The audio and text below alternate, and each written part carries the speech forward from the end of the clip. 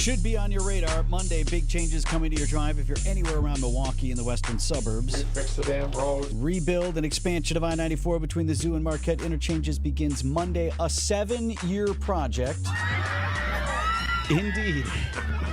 A project debated for more than a decade as we bring in friend of the program, former Milwaukee Police Lieutenant, host of Truth in the Afternoon on 101.7 The Truth, Dr. Ken Harris. I can't even count that high. Right? I won't have teeth by the time this thing is done. Yeah, we told Debbie she's got the safest job in the company right now. Well, I got to say, Ken, I went to some of those meetings back as a reporter at TMJ4 when we were debating, the wisdom of adding lanes. There was, for a while, we were going to do a double-decker in through there, pushback from the Story Hill neighborhood, others who just don't like freeways, and now we're going to do it. I didn't buy a house in the Story Hill neighborhood because I went on the website for development, and this has to have been in the mid-2000s, and it said I-94 expansion. And I always found that weird.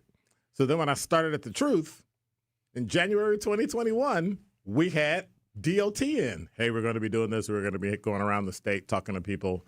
I was like, well, when are you going to be doing this? They said, well, about 4 or 5 years. I'm like, why are you going around now? Like 4 or 5 years? How long is it going to take? He said, about 7 years. So from now till 12 years later, you're going to be working on the road, smoothing out and then getting ready for 7 years? He goes, yeah. And a lot of that getting ready involves some of the stuff, the streets, we redid Blue Mountain Road. I know. We redid other things to handle the traffic that's going to overflow onto these other quote-unquote alternate routes. But can you imagine your neighborhood?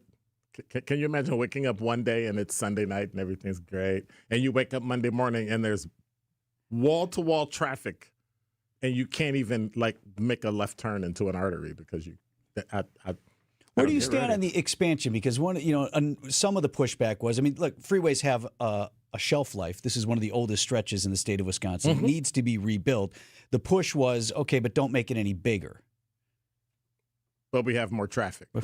Traffic's not going to get less. Traffic's not going to lessen, number one. Number two, we can see airlines going the way of, it's getting a little expensive. People are going to start driving, taking buses. So it's only natural. We talk about electric, but it's not going to happen because our grid can't take the increase, and you don't want nuclear, so you can't get it fast enough. So what do? Expand the highway. So that's what we're going to do. But got to say, I would say take the hop, but it doesn't go anywhere. So well, you can't even get on it now at all because it's out of commission after a cement truck took out a wire a couple days ago. I just don't You think there's any, since you brought up the hop, do you think there's any chance that Alderman Peter Bergelis has been on this, maybe might get some support for the defund the hop movement? Just leave it. What's the shortage in the budget that they're trying to fill? Guess what? Sell it, scrape it. Guess what? You can fill that. Well, keep in mind, if you get rid of it, you got to pay those callbacks, and that's going to be like $50 million that they're going to have to write a check to the federal government for, too. And if you divide that by how many years the hop is not running, guess what? It's a wash. So just pay them $50 and call it a day. They won't do it. Of course not. They won't do it. They don't. You ever seen money you want to give back? Absolutely not. Yeah, right. If you find some, let me know. You and I can go I got a pocket into business right here. together. Thanks, Dr. Ken.